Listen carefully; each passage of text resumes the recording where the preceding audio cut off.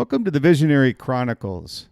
Over the next few weeks here, with the release of my new book, The Visionary Brand, the success formula behind the world's most visionary brands, which was recently released on February 8th, proud to say that over the first few weeks here, we're actually a bestseller on Amazon. So very proud of that.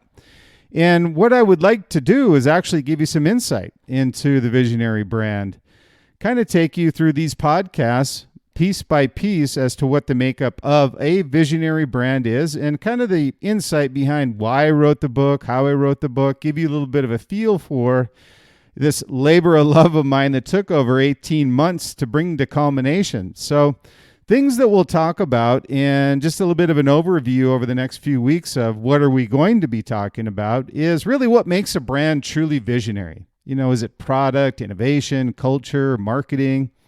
You know, that success formula that built these iconic brands. These brands like Apple, Nike, Adidas, you know, and allowed them to sustain their brand vision for generations. Not these one-hit wonders. They're actually brands that have sustained their vision for generations. So we'll talk about those brands in depth, and we'll also go through some case studies, which I found to be very useful, and the feedback that we've gotten from our readers that have purchased the book. And it's been great to hear that that actually is something that's working for them and they can directly apply it to their company or brand, regardless of their size. Really, that was what was important to me, was being able to, number one, apply what we're talking about, but also regardless of your size, being able to apply it and immediately see the benefit of that within your brand or company. So in the Visionary Brand, we really explore what's at the core of these generational brands and how one can become a visionary, along with discussing these foundational pillars. You know, we'll talk in detail as to the makeup of a visionary brand needed to achieve this visionary status. And we'll talk about the origins, the masterpiece of building this beautiful visionary brand, and how the orchestration of all your teams together is what makes this visionary brand. So we'll outline strategic elements to implementing these formulas. We'll talk about defining the vision, creating your path, foundational pillars of success, creating this continual flow of innovative ideas and products, creating a breakaway design strategy, maintaining and sustaining premium positioning, building a passionate culture, which not a lot of people talk about these days. As important as product marketing and sales to your company and your brand is the culture that you build within your company. Market driving versus market driven strategy, becoming a leader versus a follower, and having the courage to be great. That's really built around faith. It's really around this external strength that you find as an entrepreneur and a business owner to carry on and break through those barriers. So with the book, we hopefully feel, or I feel, you'll learn how to take your brand to the next level by defining your vision and foundational principles, building a continual flow of innovations through a breakaway product strategy, and maintaining premium positioning and creating a passionate culture embraced by your branding community. So I hope you enjoy these series of podcasts, and please, if you could, subscribe to the Visionary Chronicles, and if you could through your social media sites, I would really appreciate any reviews that you have and be able to provide that through Apple Podcasts. We're available through Apple Podcasts, through Google Play, through iHeart, through Pandora, through Spotify. We're on all the different channels. So whatever channel you're on and you happen to be listening to us, I would really appreciate any reviews or feedback you have, and put the word out there. Hopefully we're giving some good insight here on product and branding. So really appreciate it, and also appreciate your time listening to the Visionary Chronicles. Welcome to the Visionary Chronicles. Today, we're going to continue with our discussion on a new book that I just released, The Visionary Brand, the success formula behind the world's most visionary brands. Was released in February. Proud to say, first 3 weeks were actually a bestseller on Amazon. So thank you for all those of you who purchased the book. We really appreciate it.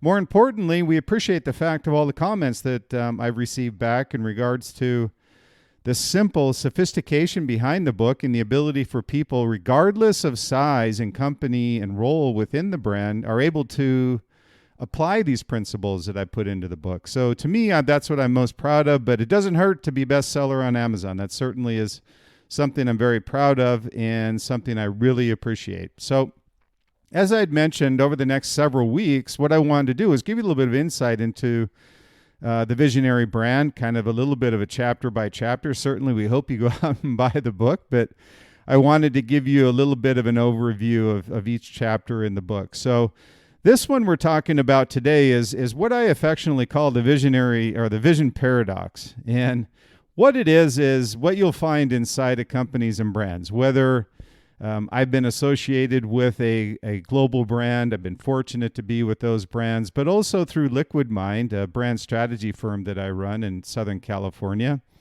Worked with a lot of brands where I see this as a continual problem. And what it is the visionary or the vision paradox is where you have people in roles that shouldn't be in the roles that they are because they think they know what they don't.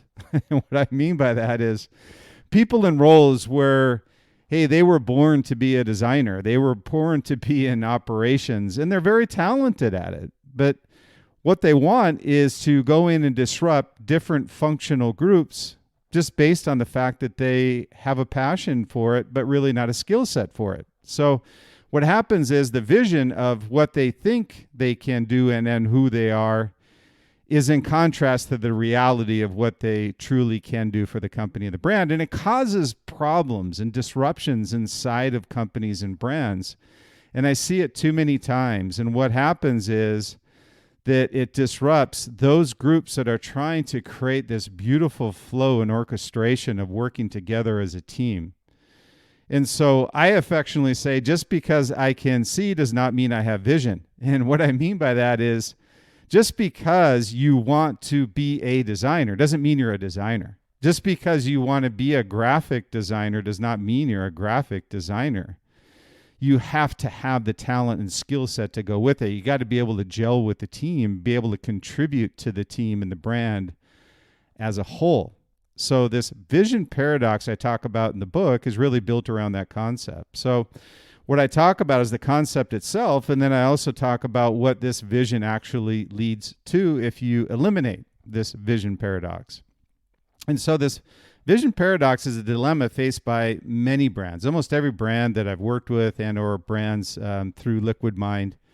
And when these brands are building the teams, especially early on, you know, these entrepreneurial companies, you want to make sure that you don't have, everybody has their distinct role inside of the company and the brand.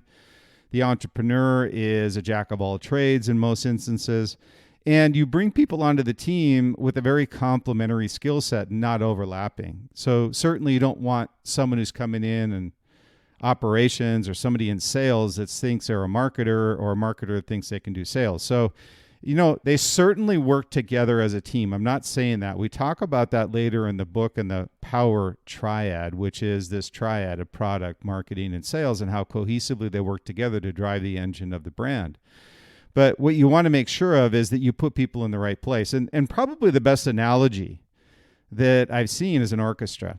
And when you see these complementary skill sets and the ability to orchestrate together, and I use that word orchestration, just think of it in your head when you're talking about building your brands and also having the brand or the teams within that brand work together. Think of the different instruments that they're playing and how awful an orchestra would sound if somebody didn't know how to play their instrument. You could have 100 people in the orchestra, but if there's one person playing their instrument wrong, guess what? That's all people hear, and they think it's awful. So it's a very good analogy when you talk about putting people in their lane or putting people in roles where they're going to succeed. And succeeding is really built off of cultural acceptance of them within your functional group. So when I say that, this analogy is very similar to when you hear that beautiful concerto and all the instruments complementing one another, you know, making for this kind of collective team, all their role and core expertise. You know, you don't want someone who, for instance, doesn't know how to play the violin, playing a violin. This one failed non-complementary team member ruins this beautiful orchestration of a team. You know, some call it staying in your lane or know what you know and that what you do not know. Either way, the team members assigned to these roles need to be complementary to accomplish anything, much less an innovative, disruptive brand, which is you're intending to do.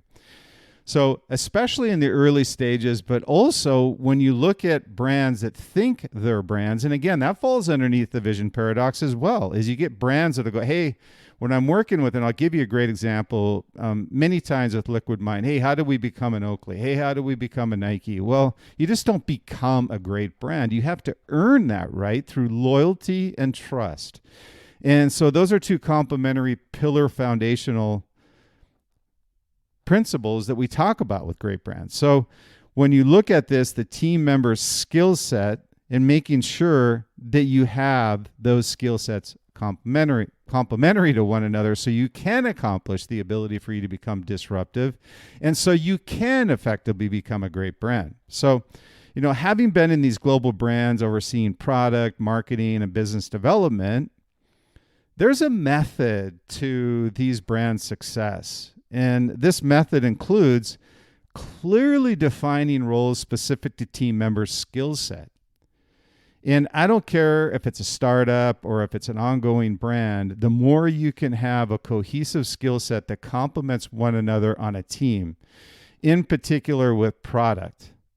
Not only marketing becomes more black and white, sales becomes very black and white, product is more difficult because there's a lot of people that want to be product people. They want to be able to have their input into the product. But it causes disruption when they are putting their head into these functional meetings more often than not.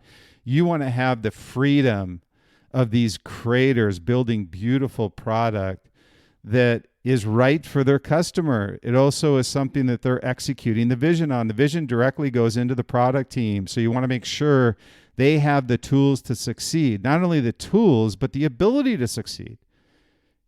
Embrace that freedom that your creators have in building a great brand. So let's say you suppose you're moving your brand into this visionary thinking.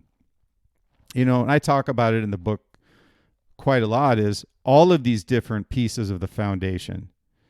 In this case, you must have all your team members playing their roles, providing guidance to those that are coming in and working with them, and leading the next revolutionary product, ensuring generational success. And I also talk a lot about generational success.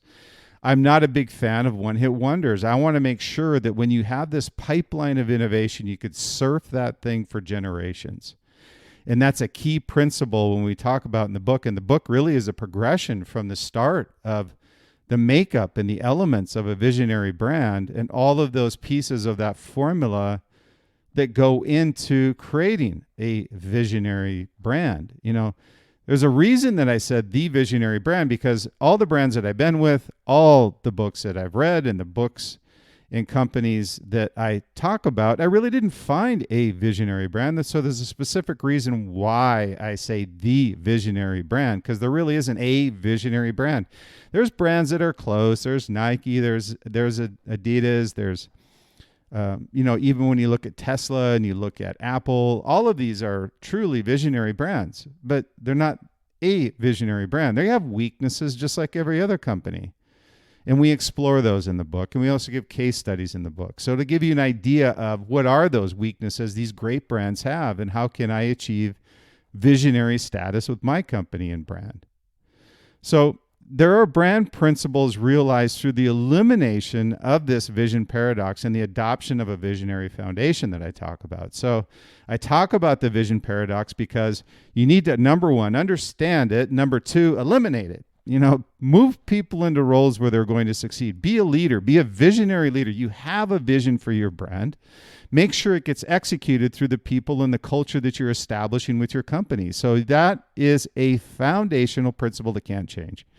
So make sure that you have that. So when we talk about these pieces, I'll talk about three in particular.